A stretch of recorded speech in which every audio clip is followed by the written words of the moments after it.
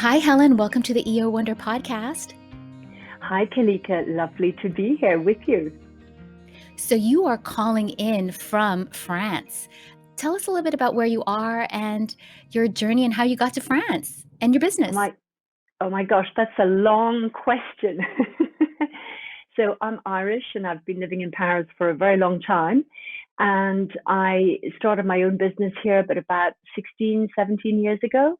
I've always been passionate about fashion and beauty and home design and different things like that. So I worked when I came to France originally, I worked with Elle magazine. So I had a lot of contact with, of course, I was working with the magazines, but had a lot of contact with the big houses, the fashion houses, the design houses. So that's where all my, what can I say? That's where I got a lot of excitement from. And after doing that for several years, I moved on to buying a business where we were consulting for retailers around the world.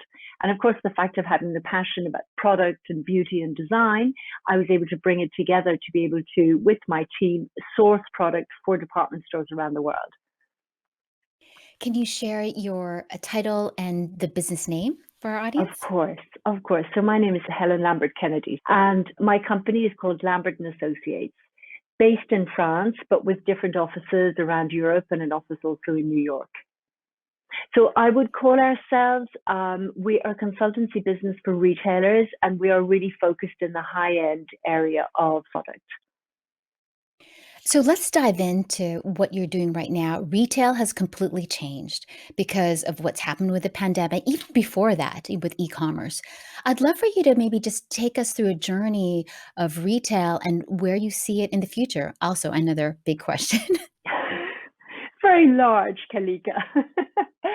um, so yes, you're absolutely right. I think this pandemic has been a catalyst for things to go faster. We had a conversation actually with my team. It was yesterday, I think, when we were talking about the fact how all businesses have been, touched. And when I say touched, it's much more than touched, have been really shocked into doing something with all the digitalization that's happening in the world.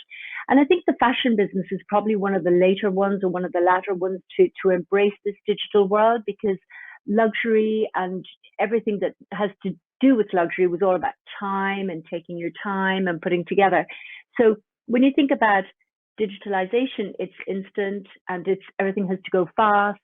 So I think that was quite difficult for people.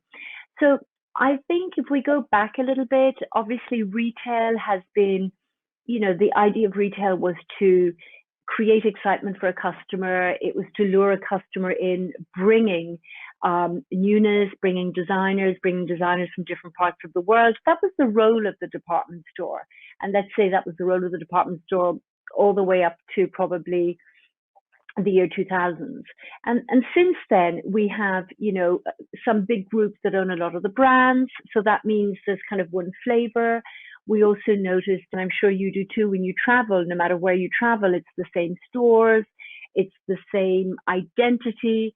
And I think all that became a little bit less exciting for the customer because, even when this is my business and even when I travel, I'm so frustrated. I'll go to the other end of the world and you're still seeing the same product everywhere, the same windows, and it's a little sad.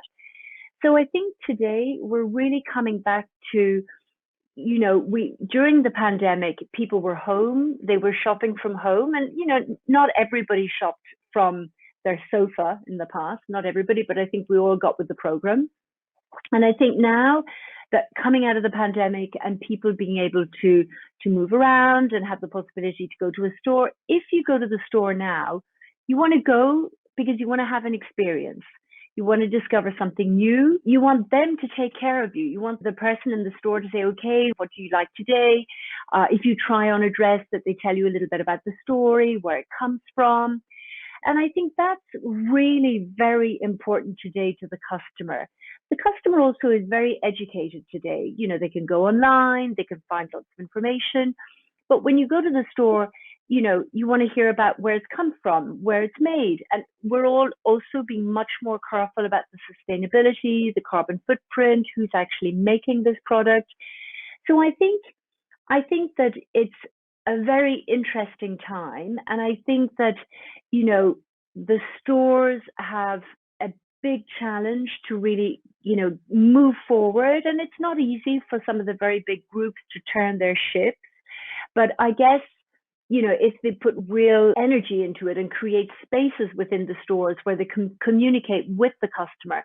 And when I say communicate, it's not just communicating, but also being there for them, explaining, bringing in the newness, telling the story, bringing the customer with them. I think there's lots that can be done. And I think it's an exciting time to be able to marry, digital and the actual store. Could you share some anecdotes? I mean, you don't have to mention names, but perhaps so that people can really understand it from like maybe a brand's point of view or a consumer's point of view. You already mentioned how you yourself feel bored going out and, exploring because everything's new, but from a brand's point of view, what are they doing? The brands, I think the brands today, it's also a very interesting question because we've been talking about this. The brands today, the last few years, they have been pushed to create more and more collections, you know, get more and more, product out to the stores. And it was more and more and more and more. And when you're a big group and you have, 20 designers with you or 25 designers with you, well, that's one thing to, create a collection every 2 months. But if you're a one-man show or if you have a small brand, then it's much more complicated to do that. So what I'm seeing today is people that have their own, brands, their own structure. They're really trying now to focus on having, the staples, as they call it, and they will bring out a collection earlier. So we would call that pre-collection. So that would be before, the runway hits the floor or even shows. So that would be the first point. And I think now they're just trying to focus on creating a collection that's saleable, that's commercial, and then they can add in, a little bit of spice when the actual show time comes. Now, we all know there aren't real shows at the moment, it's more virtual, but that is a possibility for them to add in showpieces that are very visual. It's good for the press, good for communication. So I think that the designers too are being careful not to overproduce because firstly, economically, it's not a good thing. Secondly, carbon footprint, they want to really, produce what they're going to sell. So there's quite a lot of things happening right now. I also see a lot of change in the actual retail spaces, right when you go to these malls. How are they adapting, these developers of these big retail malls? How are they changing to accommodate? I think here too, it's a very big question. And during the pandemic, we saw how complicated it was for some of the stores within those malls, not having anybody visit them, not having anybody coming in, and they were closed for sure. So I think now there's also going to be a little bit of a revolution in that area. I mean, the leases will no longer be so long. They need to really build in, possibility of getting out of the lease because it's an investment for everybody. So I think that if it's going to be much more a conversation, and I think it's between the mall owners, between the brands they are bringing in. They also need to have brands that are going to attract the customer, attract also a younger customer. And I think that they probably need to create spaces within the malls that would be, where you can go and have wellness, treatments, where you can, there are lots of different things that they can do, areas where there can be a pop-up, and a pop-up would mean it could be, example, it could be all about Paris for the next month and, extra product being in, very focused, very, very well curated, or it could be, something from Italy, or it could be from anywhere. But I think now it's very much to do with luring in the customer, making sure the customer is finding something new, they're finding something exciting, they're learning something, as I said earlier. But these big spaces, yes, they have to adapt. So the spaces aren't going to go away, but it just needs to be reinvented. Got it, because I was reading, Scott Galloway's book, Post Corona, and he was talking about how the commercial spaces, because a lot of the office spaces is going to be Empty. gone, empty, because everyone's going to be able to work from home now, and they're going to be changing it into residential spaces, which I think is going to be really interesting. So when you have more residents in these former commercial places, it's also a way to bring customers back to the commercial spaces. Exactly, and not having such a disconnect between, the actual retail area and the actual homes that are very far away. I think you're probably aware also that, for example, cities like Philadelphia, we've worked with different people there. Cities like Philadelphia, the last maybe 5 to 10 years, people, they had lived a little bit further out, they had big houses, their family were growing up, then they go to college. And then the parents realized, well, we'd like to be downtown. So, moving back into the city center, having access to the cinema or a theater, or popping out for a quick bite, or going to look for something nice, or go to have your nails done. I think you're right. And it's just not having such a disconnect. And then it also brings more of a soul back to a city center. And Yes, I that think might that be that's more, mhm. it might be more also the case in the US, because I think, in some of the European cities, we managed to keep, residential with the actual stores, or residential with the commercial side of things. Got it, got it. Yeah, what is it like in France where you're at, Paris? Or which arrondissement are you in? My offices are in the ninth Okay. arrondissement. We use offices also in the Marais. What is it like right now? Well, people are out and about, thankfully. The Because of the pandemic, the restaurants and the bistros were allowed open up onto the footpaths. So, for example, in the Marais, where we have one of our offices, it's very, the Marais has always been quite congested. So now there are less cars, but you can walk along these streets, but it's very much, the restaurant kind of overflowing onto the pavement. And so that creates a bit more excitement, and it's nice to see people out and about. We were all in need of seeing other people. And the stores have reopened. And I think, the first couple of weeks there was quite a buzz because people wanted to go out and do things they couldn't do for quite a while. But now we're August, so we're going into a little bit of a quieter time in the city, in Paris center, as I would say. We have some tourists, but not as many as usual.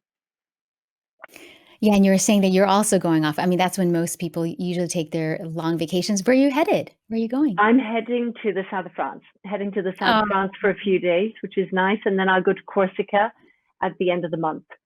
So yes, so it's good. It's good. uh, We're not going so far this year. yeah. So how do brands use your services to help them grow? What type of services do you offer them? Are you showing them the future? Are you predicting using your intuition?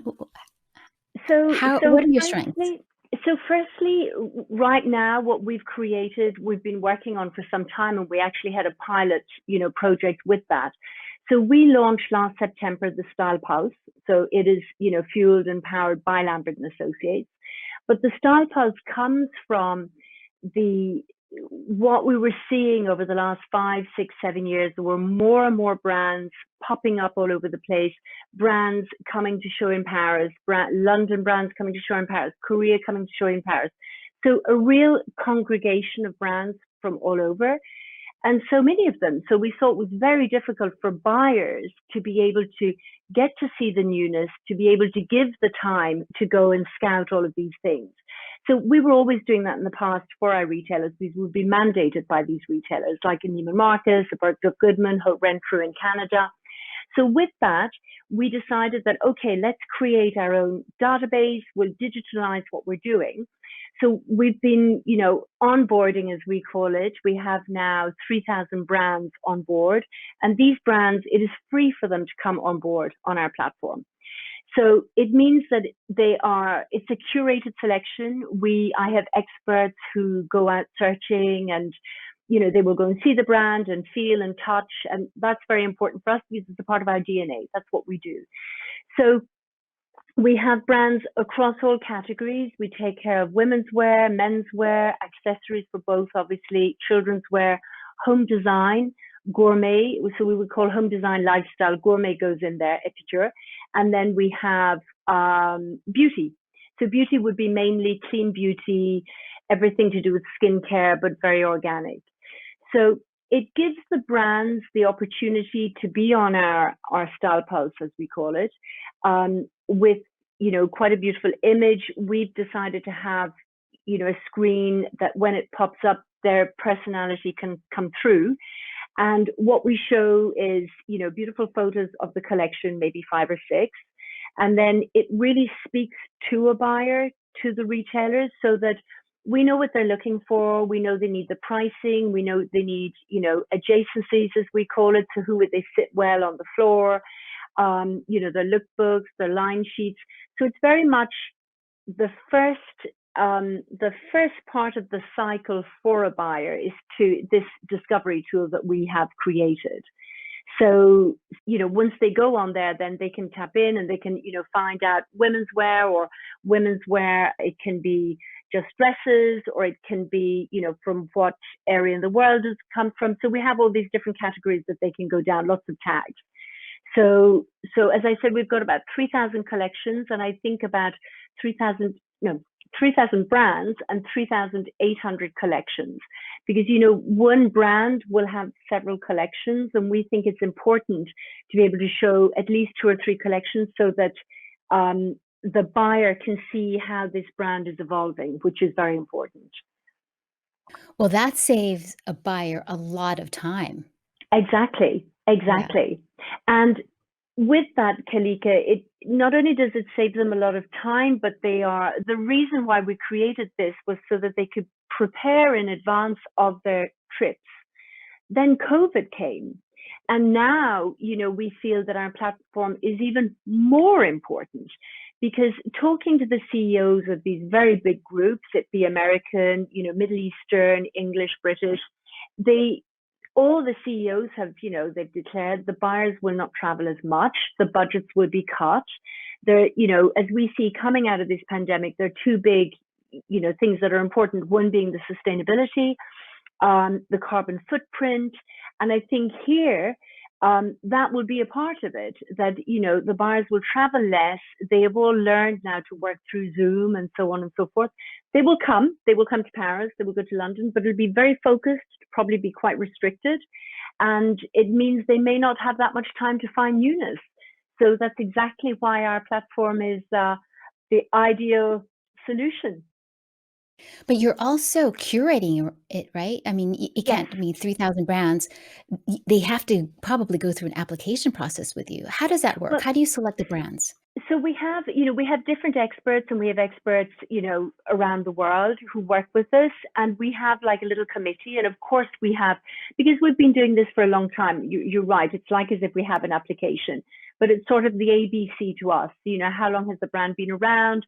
How the collection looks? Does the DNA follow through? What kind of clientele it will appeal to? If they have their own stores already, if they got backing. I mean, it's all very well to find a designer that creates a beautiful dress, but it also needs to be able to be produced, shipped, and everything else that goes with it. So I think that our experts, that's their role, and we have discussions. Sometimes we're not always in agreement, but we have discussions, and then we put this person forward. So, but it's not only fashion designers, as I said to you, and so with home design, we've had a huge surge also in the increase of new product that was actually thought up and created during the pandemic. And I think it's very exciting, because it means people were home, they realized they were missing something, or they wanted to do it differently. So these people just created, new things. Can you share us some examples of what they've created? Kalika, I'm going to have to send you back some of the names. I'm sorry, I don't remember off the top of my head. But for example, there was one person, because they were cooking at home, they started to, even what was left over, they created condiments, and they were, it'd be vinegars and it'd be, different mustards, but it all came from what they'd been eating, but, turning it into something else, but all done at home. So quite an interesting thing. And then on top of that, we have people that have designed beautiful sound systems, but made with, upcycled or recycled plastic. One of the people that we support a lot at the moment and we find wonderful is Arels of Barcelona. They create wonderful swimwear for men, but the actual fabric is made from what's retrieved from the sea, some plastic from the sea. And then with that, they, when they sell, they return a percentage to one of the foundations that continues to clean the sea. So we've seen a lot of things like that. And I think that's really, it's exciting, and it shows people are taking, this new world seriously.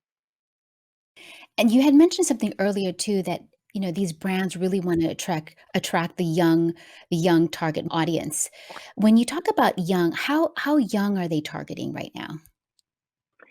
Well, I think we've got different brackets, but of course, we're talking about the young adults. We're talking about, it was never, my daughter's 19. She shops online. She finds that very exciting, but she's also, I've encouraged her from a very young age to shop in vintage stores so that she creates her own personality and her own kind of look.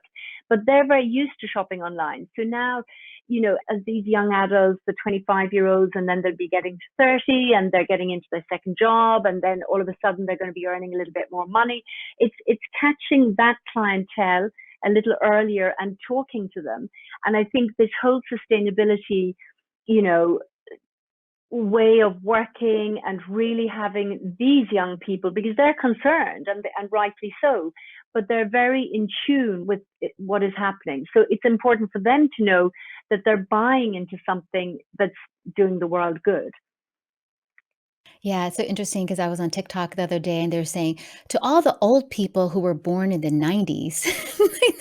So I was really trying to figure out like what is young now to like a brand, Exactly. Like I'm like, what do you mean the Born in 90s? the 90s, exactly. Yes, my son They was think born we're in 1999. So we're totally out. right.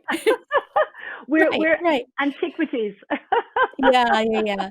But thank goodness, you have the curiosity and the willingness to look, and I think what's great about these other brands is you can look and you can see all the patterns and you can bring up these wonderful brands that are right now because they don't have the time to do that.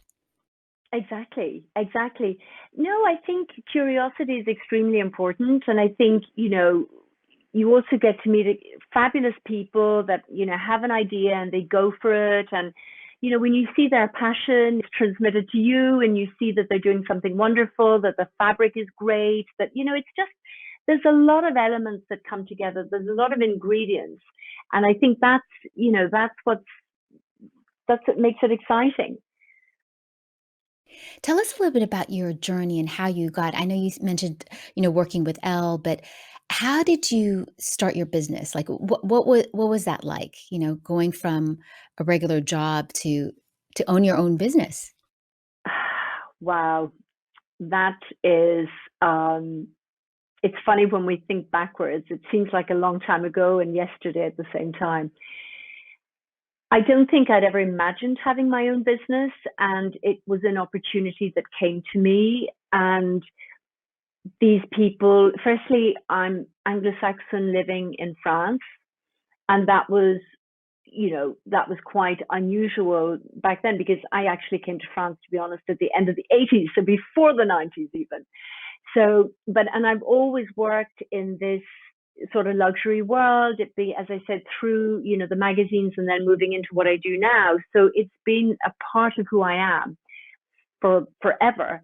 And then, so as I said, I had this opportunity. I went to work with this small company and I bought them out and then I restructured it and have, not stopped moving forward since. Was it an easy journey? No, I wouldn't think so. I don't think so at all. Being a woman in business was quite challenging. I'm, a foreigner in France, and that was also, probably challenging and very independent and doing my own thing.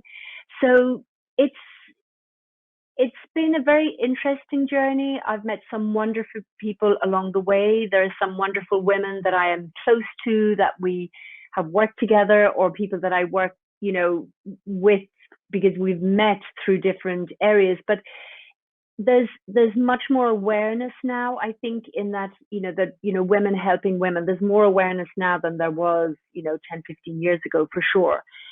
So I think, one of the secrets also is always, having an idea, moving forward with your idea, not taking no for an answer, trying to, that you're not accepted the first time, but, what do they say? You go out the door, but you come back in the window. So really perseverance. And I think,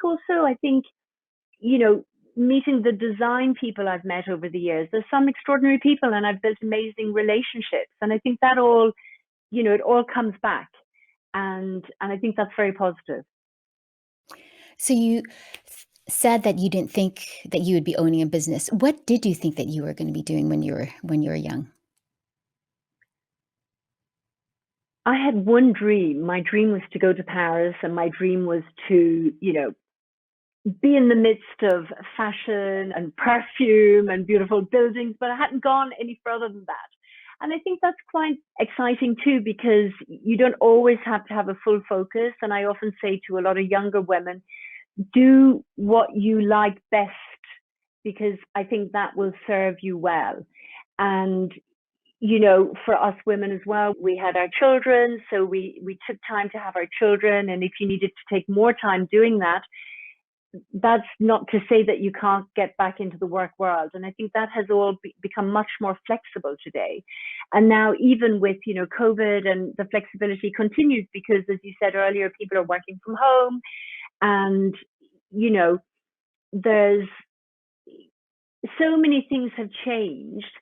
And even our children are growing up, my children grew up seeing me work always. And, I traveled and I met a lot of people. So they were brought up in quite an open atmosphere, very, international, because living in France, but always having, American friends or business, people coming in from the States or China or, all these different countries. So it gave them a very big outlook on life. You must remember that I came from Ireland, from a farm in the south of Ireland. So, it was a very big change when I got to France. That just gave me goosebumps. Wow. Wow. What age did you go to I was Paris? 20 when I came to Paris. I was 20. Wow, wow, Yeah. and never looked back, huh? No, no, but I always go back, but I don't look back. And I Oh, think also wow. that, where I come from has given me really solid roots, because I grew up in a beautiful property, and the surroundings were beautiful. It was Everything was very solid. Grew up with animals, but also trees that were hundreds of years old. So all of that is a part of who I am. And I think even today we gravitate towards more nature, more calm, more peacefulness. And that may be due to the fact as well that we weren't even born in the 90s. We were born before. I'm joking. But definitely, we all had the excitement of living in a big city and wanting to be a part of that. But now I feel even the younger people, the 25-year-olds, are looking for a better quality of life. And the better quality of life probably being apartments that are a little bigger, or maybe houses, but in towns that may not be in Paris itself, but it could be in Marseille, the south of France, because that has great weather most of the year, and people can go to the beach, and you can have a lovely home without it being extortionately expensive. The whole cost of living is less. And so I think this Yes, is a that's what huge mhm. change. Sorry, Kelly, this is a huge change. Yes, one of the trends that I saw, through one of the trend reports I was looking at was human betterment. When you actually pay attention to the human as a human rather than just, like, consuming all the time, those are the choices that they're gonna make. They're gonna be the ones that where decide where they're gonna live, these beautiful places close to nature, meditating. Maybe that's why we're friends, because our mutual friend Susan Nichols is also, uh, very much into well-being and, really fantastic. Well-being, Yeah, calm, centering yes. ourselves. No, no, no, definitely, definitely. So I think it's quite extraordinary, going through this pandemic and coming out the other side. I think it's extraordinary it's giving us all a new opportunity, an opportunity to reinvent ourselves if we haven't already done it. It was a catalyst for people to be able to change things around. And I think that's very positive. Do you think everyone can be an entrepreneur? Are entrepreneurs born or No, made? no, I don't think everybody can be an entrepreneur. No, I don't think so. I have one fabulous girlfriend who says, if it was easy, everybody would be doing it. And certainly not easy. No, no, there are days it's not easy at all. Can you Yeah. share some of your challenges or for our audience? I think maybe, at different stages, being a woman and, negotiating contracts with teams of men, I think that was probably quite challenging. I'm trying to think actually. Oh, there've been many challenges, but I don't ever block on my challenges. I always move forward. You see, I don't even think about things. I think about the positive things and how we've gotten to the next step. And I think that's more important than anything else. If we stop and think about, this guy did this or this person did that, it's not going to help. So move forward, keep going, and That's such keep fresh. And I think nature helps us keep fresh, because spending a little time in nature, we get inspired and gives us ideas. And I think that's key. I think that's really key. wow, you were actually just living your advice, not even focusing on the struggles or our opportunities for growth is what I like to say. It's What type true. of advice would you give to someone who's starting a business or wants to start a business? Well, I think, if they have a good idea, and they, as I said a little earlier, if they're passionate about what they want to do, if they feel, if they've, looked at it from a perspective like of an analyzing if there's really a need for something, I think that's great.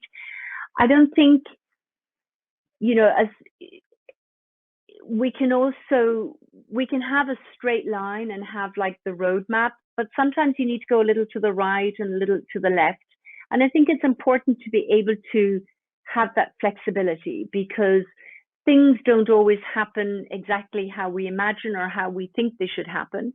And only a fool doesn't change his mind. So I think, even though your end point is, such and such, getting there may be a little bit, you may need to meander a little bit, but I think that's good. And I think also we learn from, things that may be difficult sometimes, but all of the experience that we gain along the way, I always believe we'll use it somewhere else, always. And if that Yeah, could that's be dealing with people, or doing contracts, or it's, even our own staff, we learn. And I think all of that is important. And it's important to take new things on board. It's important to be open to new things.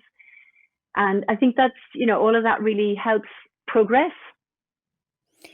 and I think it's probably more exciting. Can you imagine if everything turned out exactly how we That's wanted? true. First of all, we probably wouldn't even want it because, That's we wouldn't true. have added all these flavors, we wouldn't have had a chance to play with this, idea or play with this struggle, right? No, no, you're right. You're right. Yeah. And I think also what can be fun is, we have an idea, but then we see this could go with it, and this and this and this, but then we have to come back to reality and think, okay, one step at a time, how are we going to get there? And, but it's always great to know that there's, I like when the imagination is like bubbling. So it's always great to know that you can add on things. But, and also I think, the experience that we have today, nobody can take that from you.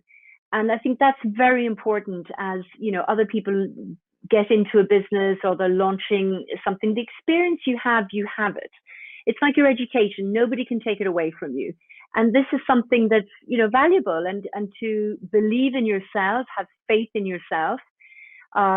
It's very important too. And then also to have, two or three people that you can bounce ideas off. It be women or sometimes male friends, but really that you can trust and you can feel comfortable talking to them. I'd also Because love we to can't talk. know everything Mhm. ourselves. Sorry, Kalika, No, we can't know everything. no.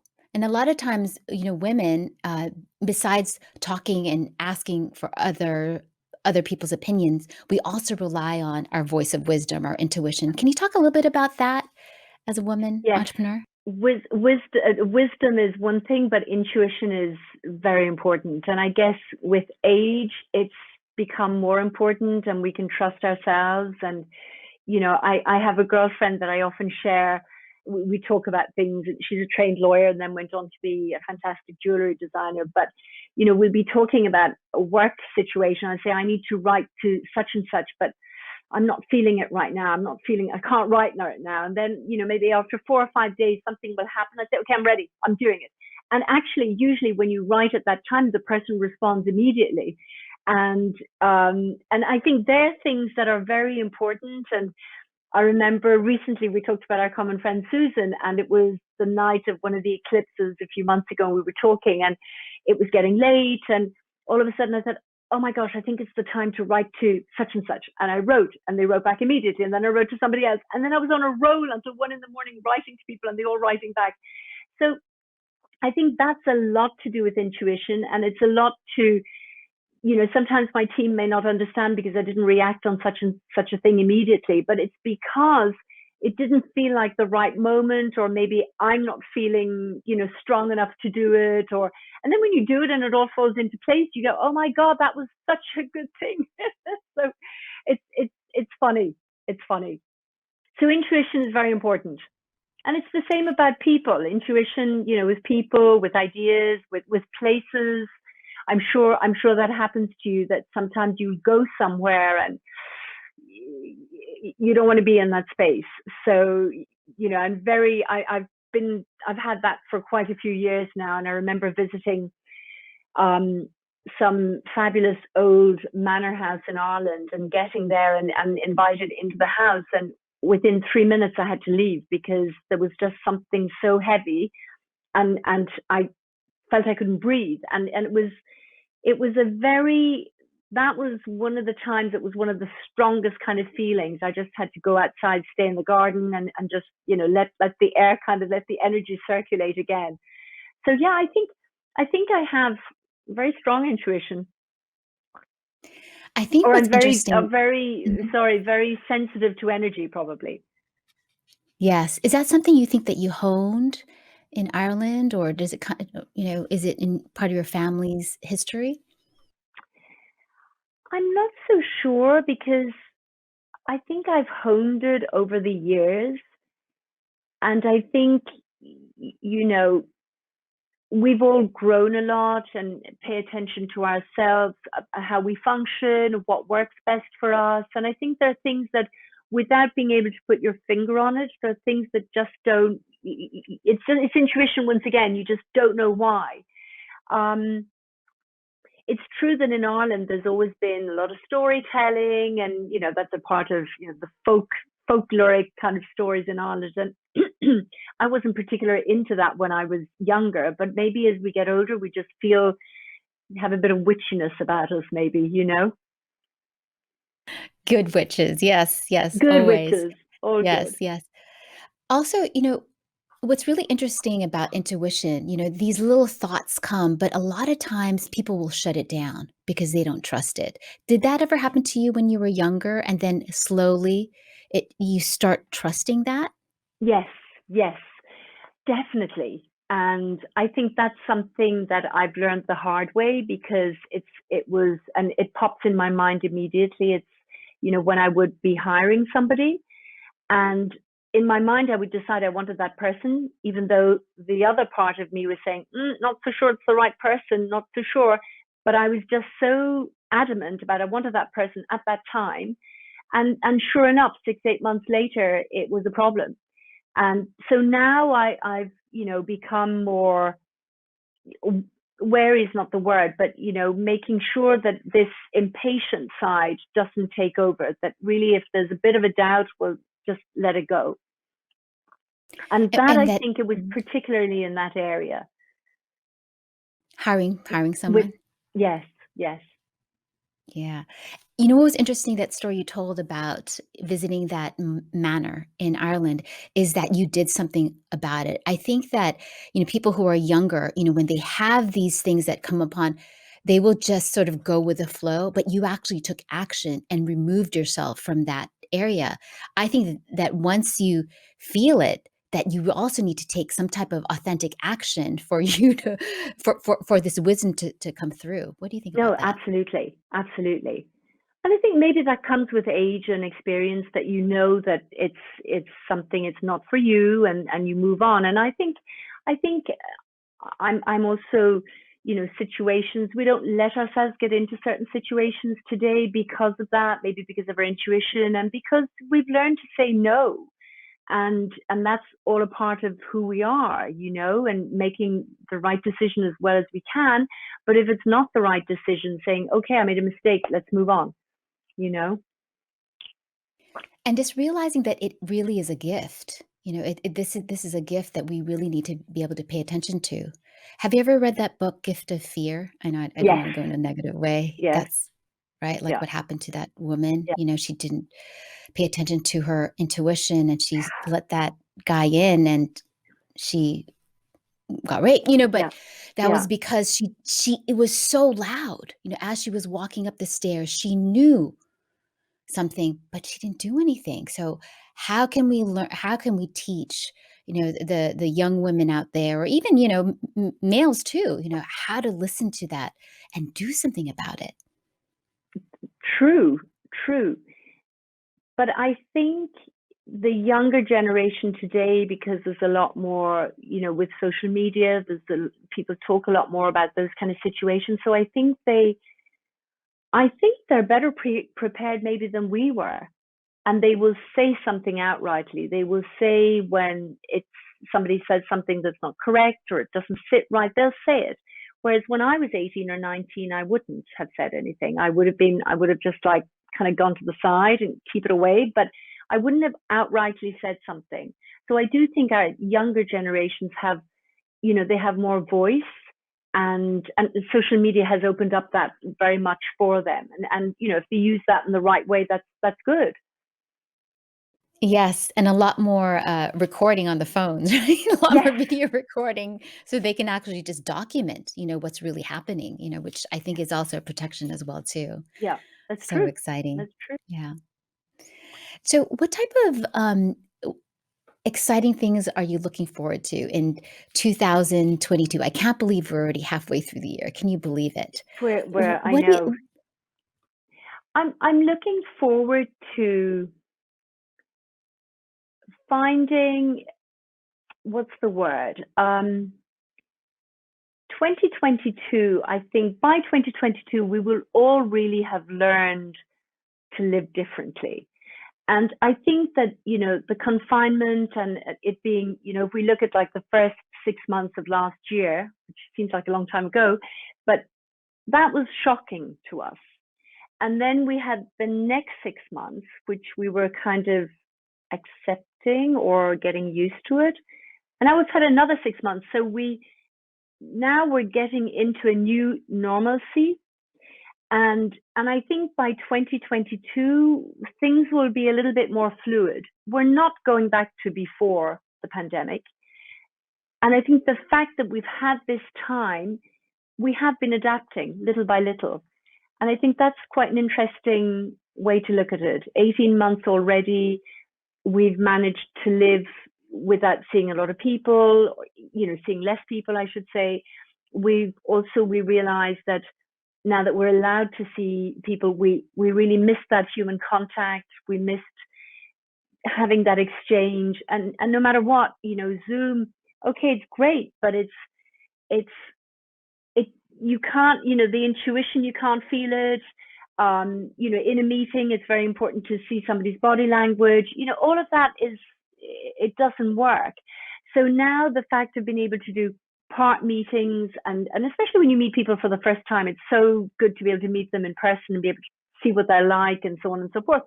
So I think that 2022, I think it's going to be a good year. any issues with like Delta variant, or do you think it's something that we're just gonna live with? I think we're going to live with it. I think we're going to Mhm. live with it.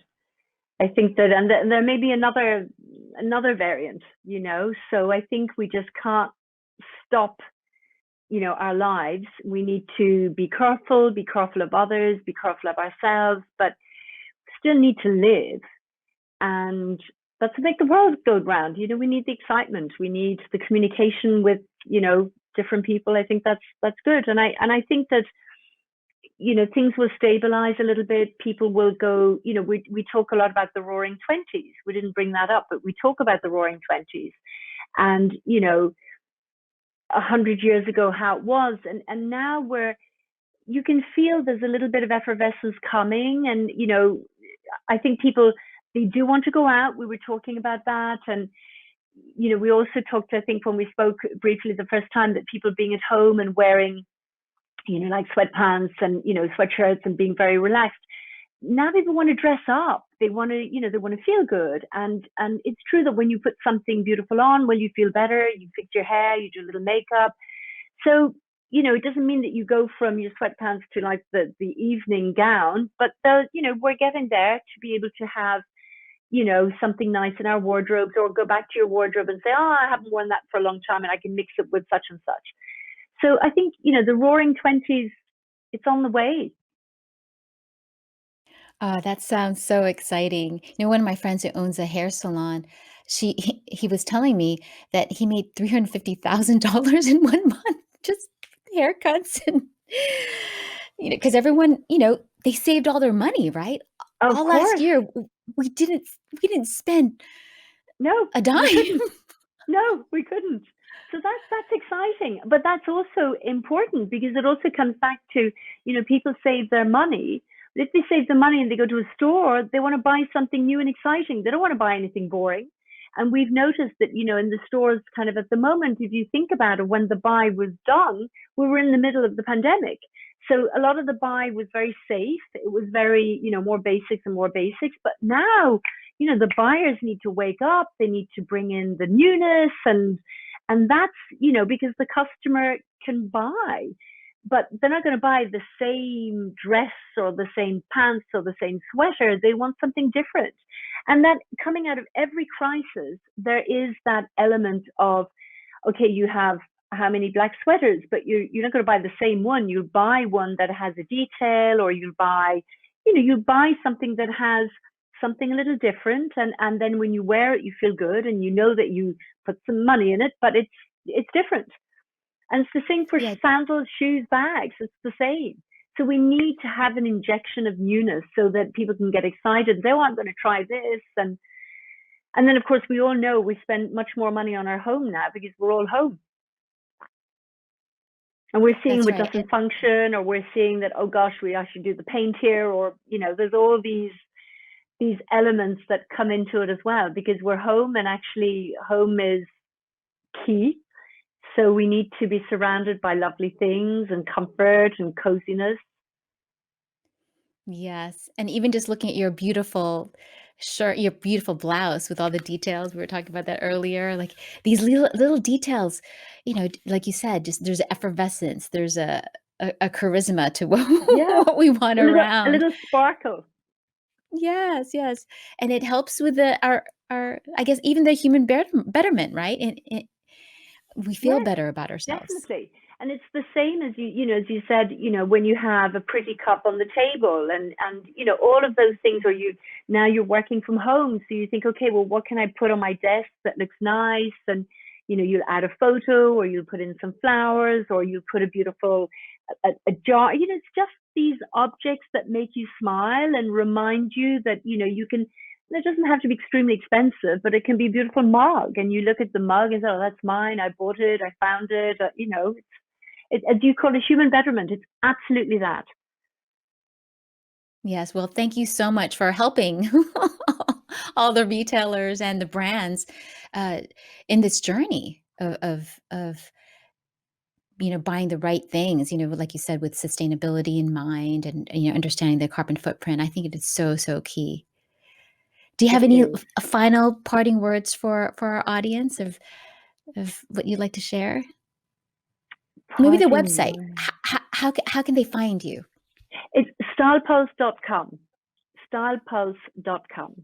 And there's also my book, which is Unique Yes. Pieces, and that's published in France. And here I showcase 21 craftsmen from all over the world. But yes, coming back to stylepulse.com, it is members only for the Style Pulse, but they can see the marketing page and they can see how it works and how it functions, and they'll get an idea of the kind of product that we put up there. I ordered your book. It's on its way. Fantastic. I don't know why it's Fantastic. not here yet because I ordered it, like, the day after we We talked. spoke. But It'll get there, I guess. yeah, yeah, it's It'll so get there. beautiful. Thank It looks you. so stunning. Thank Does it you. do you have a website for it? Or what we'll do is we'll add the link into the Sure. podcast. Sure. Yeah, Okay, good. yeah, Good. yeah. All right, Kalika. Well, thank you so much for having me. It's been a wonderful hour, I think. So really lovely to meet you again. And I hope we'll see each other in person. Yes, thank you so much for sharing your wisdom. It is so exciting to see someone who's really, fulfilled her dreams from someone, from a farm in Ireland to going to Paris to be in the middle of it. You certainly got into the middle of it and now are giving back to the world. Thank you so much for all your energy, your charisma, your effervescence, and Ah, for being such a wonderful model for other female entrepreneurs. thank you, Kalika.